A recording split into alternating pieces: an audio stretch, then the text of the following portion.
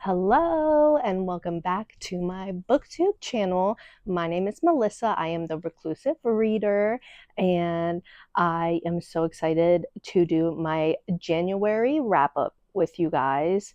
Now I'm trying really hard this year to really DNF, like not worry about like if I'm not feeling it, like I'm not gonna read it, vibes. I feel like that's a lot of vibes people are bringing into 2025. So that's the vibes I'm going with. And so I feel like, and I'm also trying to be more like, I feel like a 3.5 star rating isn't that bad, but I'll go more in detail on when I make a star rating video to go more in depth on like how I rate things, books I read and stuff. So yeah, so this is all the books I read in January. I'm gonna go in the order I read them, and I will let you know which one is my favorite and maybe which one's I didn't like the best. But I really try not to bash books in here. So yeah. So the first book we have is Shadow and Bone. I was like feeling like kind of book slumpy towards the end of December, and boy, I got this for Christmas. This series, I got this series, the trilogy, plus the Six of Crows duology, and I grabbed the King of Scars duology and stuff. Like I'm super excited. I mean, it's in the next book, but yeah. So in the next book, when something happened, I like immediately grabbed the King of Scars duology because I needed to know more. But yeah, this book was just such a great YA fantasy. Now, I watched like the first season and a half with my partner, and it was good. Like the first season was like really good, like, but it was like weird. Like I don't know how. I was talking to one of my friends on Instagram, and like she understood what I meant. Like I knew watching the show, I was like getting the ick and like getting cringe, but I knew if I read the book, I was going to love it. And boy, did I. I ate this up, I think, in like 3 days. It was so easy to read. And honestly, after reading Ninth House and Hellbent by Leah Bardugo, and I read The Familiar, I feel like I might have read something else by her. No, I don't. I think that was it. After reading those books by her, I'm like, this is the same author. Like this was so easy to read compared to those. Like just it's not as thought provoking with like the whole YA aspect and stuff. So I just like, yeah, I really enjoyed it. And I gave it 5 stars, like would recommend. Like I immediately dove into the second book. I don't know if that's the one we're going to talk about next or finished another one, but yeah, Shadow and Bone by Leah Bardugo. I devoured this, loved it, 5 stars, would recommend. Okay, the next book was an audiobook, and I got it through Libby, so I saved some money, but I also had gotten the physical copy through Book of the Month the other month. I think it was like the November month, and I tend to, if I know I'm like not going to get to a book right away, I will tend to like physically get to it. Like I just like, it's not high on my list. I'll try to see if I can grab it on Libby and stuff, because I just find it, well, you can get it for cheap obviously, but it's The Dagger and the Flame. This was such a unique magic system. The enemies, how it all sets up the enemies to the lovers. Like if you are enemies to lovers, romanticy girly, you need to get this Dagger in the Flame by Catherine Doyle. It is just the perfect, how the twist that twisted. I did not see it coming. No, I did not. I literally scream text my friend. I'm like, OMG, what is going on? So like, yeah. So yeah, I gave it a 3.5. Now this is what I was like, I really need to post like a star rating, because 3.5 to me is like still a solid book. Like it's not getting into until I'm getting down to 2 to 1 stars. Then I'm like, what is going on? I gave it a 3.5 stars because I really enjoyed it. I love the characters. I think also I was a fan because the male voice actor, I don't know his name off the top of my head, he is the guy who plays the guy in Six of Crows in the Shadow and Bone show. Yeah, I don't know. And then the girl actor, the girl voice actor, because it's dual POV, the girl voice actor is young Alicent Hightower in the first season of House of the Dragon. So like I was addicted to it, I think, because of the voice characters. But like that's what it just did get. Oh, pretty. It did get a little slow at one, like, but it did make sense. Like it just all came together. Like at one point there was just like a lot going on, like the whole like societies and stuff. But yeah, the way it ended, the twists, the romanticy, the romance, the fantasy, I loved it. I gave it 3.5 stars. So I liked it very much. Let's say instead of loved it, I liked it very much. 3.5 stars. Next up is one I got this one physically. I found it at a local indie bookstore and I found it signed, and I don't want to read or ruin signed books, and I can't read a book that I can't tab. Like I won't read special editions because I don't want to tab those edges. I'll get the Kindle version. But I got this on through Libby. Is The Only One Left by Riley Sager. And let me just preface this. I don't know if it would, I mean, obviously it was me. It was me. Let's be real. But I thought Riley was a girl for some reason. So I was like super hyped to read like girl thriller. And then I feel like halfway through reading it, I discovered it was a guy. And like it did not make me feel any different about the story. Like this was actually such a great thriller. Like I would totally recommend it, especially like if you're like unsure if you want to get into the thriller vibe. This is where I would recommend, because I just thought it was the perfect little mix of spooky. Like literally it was like spooky at some points. Like I'm like, what the fuck is going on? And yeah, I totally would recommend this book. 4 stars. I gave it 4 stars. And yeah, perfect thriller. I want to read actually more from Riley Sager now, so we'll see if that happens. So yeah, 4 stars. So the next book I don't have, because it was an e-arc sent to me by the author, but I do have it on my Amazon wish list to get because it was so good. I ate it up. I loved it. It is called Pretend for Me by Stephanie. Now I gotta look at it because I'm gonna butcher this last name.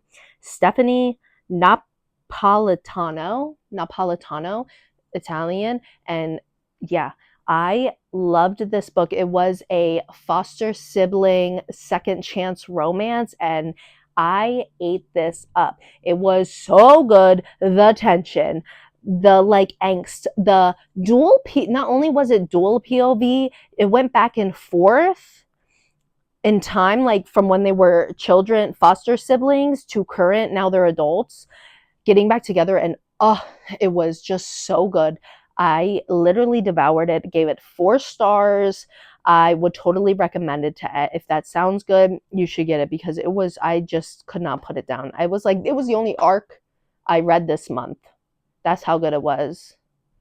Because yeah, I'm being more cautious on the books I read, more specific on them.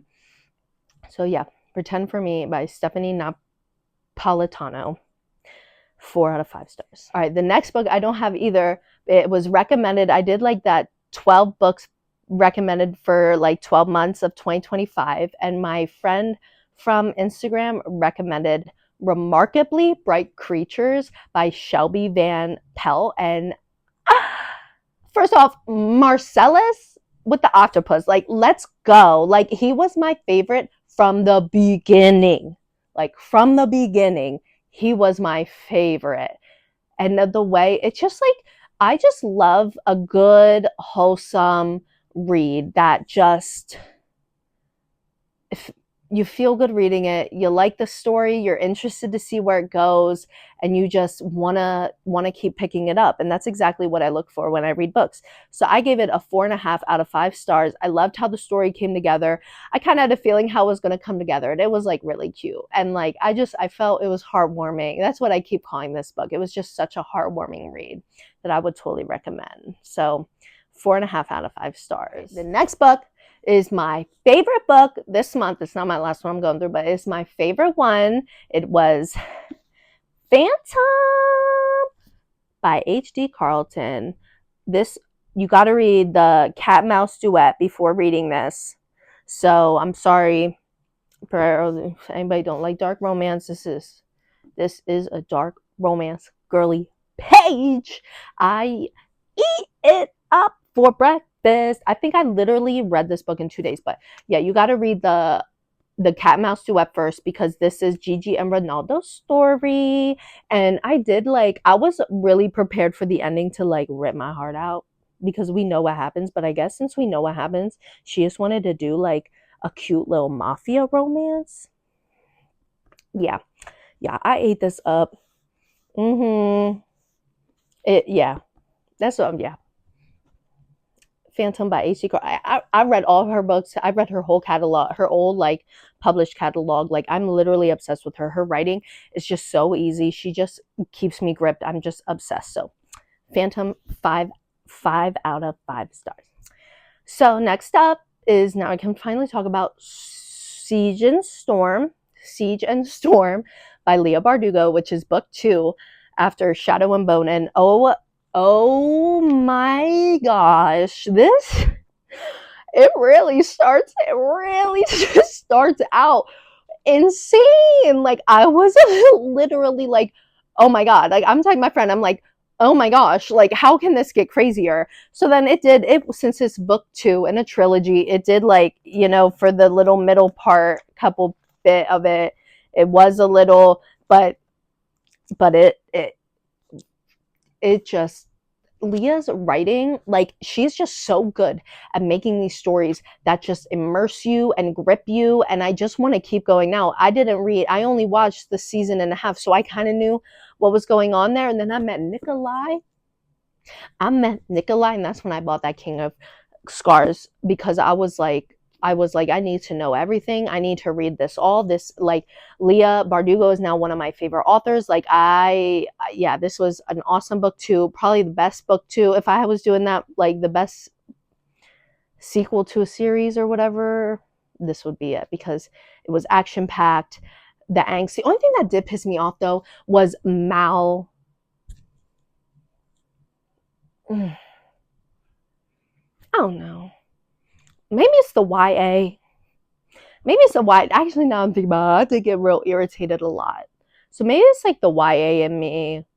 But yeah, and even Alina with the Mal did get irritating at first, like a little bit. But, and that's why I think I gave this 4.5 stars, because it was just like, that was like, but I think that was like what really makes it like the YA aspect and stuff. Like there's no spice. So, but yeah, I gave it 4.5 stars. And I'm super excited to jump into the last one. What's the Ruin and Rising? Gonna jump into that after I'm done on Storm. But yeah, Siege and Storm, Leigh Bardugo, 4.5 out of 5 stars. Next up, I was really feeling frisky. I was up at 3:30 in the morning, and I decided to quickly read The Housemaid's Wedding by Frida McFadden. And it definitely was like quick and easy, but just lacked in the thriller aspect. I was like, my one girl I watched, she says it's money grabbing now. It really is. This is a money grab. I can't even consider this thriller. This is a romance with like a spooky aspect. Now, I don't know if the spooky aspect blends into the next one. I still need to read Watching, and I will read Watching, but this just wasn't scary. I'm like, what? It's not spooky. Nothing happened. But I mean, Enzo was a badass and they got married. Like, so it was cool, but like, so it was nice. But like, I guess but yeah, it really, it wasn't scary. So I gave it 3.5 stars because it was good. I ate it up in like an hour, but yeah, just like lacked there with the thriller vibe. So 3.5 stars. I don't really have books that will like even matter to show the cover, so I'm just going to insert a picture here. I finished up the Song of Ice and Fire series. I was going to say Game of Thrones because Game of Thrones. The Dance of the Dragon. I read that one this month, and though I did like it better than the last one, A Feast for Crows, I think. First off, being in John's head, I don't like him. I don't want to be in that head. Like, I'm not surprised that people killed you, bro. Like, I'm not surprised at all. So there was that. I also found it weird in the beginning that it was like, it went back before A Feast of Crows, because it was like Sam left And that was like all in 𝓙𝒂𝒏𝒆. Sam was on the boat with Maester Aemon. So, and Dany ain't even in it. Dany ain't, if she goes off on Drogon, she gone. And she gone. And you don't even see her the whole thing. You don't even see her. Yeah, I mean, you get a little bit at the end. The reason is spoilers. If you don't want to hear a spoiler, fast forward like 2 minutes. I think it's called A Dance of the Dragons. I think that book was called Dance of the Dragons because there's another Targaryen, Aegon, out with the Golden Company and stuff. And you kind of got that vibe like last book and stuff, but this like really confirms it. And that's what I think is like the Dance of the Dragon. So like, because other than that, there's no dragon. Other than Drogon taking Dany out, there's no dragons. So I'm assuming the Dance of the Dragon is like the Targaryen dragon vibe. And I think what irritates me even most, why I gave this a 3-star, is because the fact that he's not even going to fit, like, left me on that cliffy, and then you're going to leave me on the cliff like that. Like, get out of here, bro. Like, absolutely not. Like, absolutely not. So it seems like me another money grab at this point. Like, it's just insane. He does too much world building. That's his problem. His pacing is just all off. Like, if he were to finish this series, he would have to write like 5 more books. Like, his pacing is just so off. Like, bro, we get what the world looks like. We get the vibe. Like, let's just get the stories rolling. But I guess that's what people like about his writing. Like, but I was like, I did need a whole book of Cersei.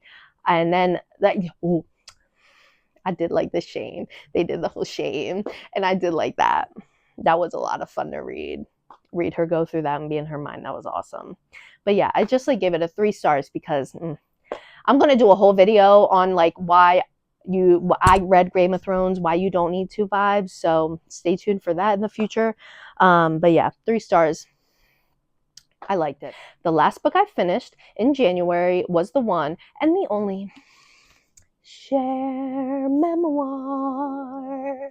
I literally grew up dancing to You Believe in Life After Love. Like, I used to dance with a little hat on. Like, I love this bitch.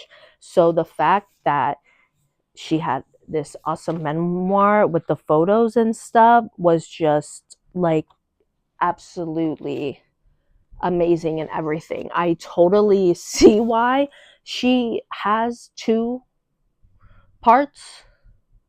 This literally like barely touched after Sunny.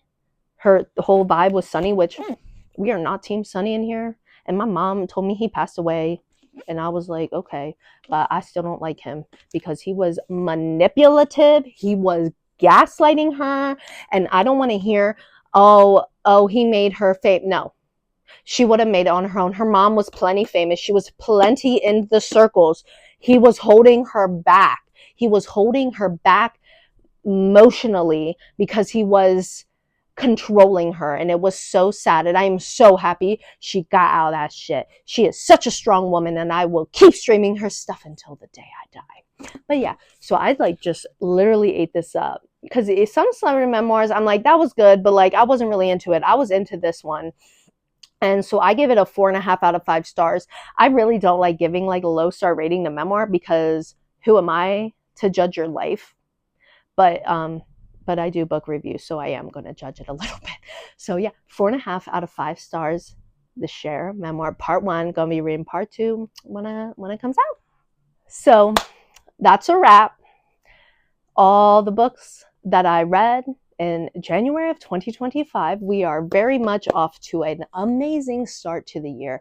I am just loving the books I'm reading. I am just loving the community that like of friends that I am gaining through this experience. And I'm just so happy that I can make these videos and feel like I actually have people who want to hear what I have to say. Thanks for watching. Make sure to like, subscribe, and leave me a comment of what book did you enjoy reading during the month of January? What of the books that I read do you think did you like? Do you think you'd like? What's your vibe? What book are you reading right now? Just let me know below so we can chit chat and connect over it. Okay? Thank you. Love you. Bye.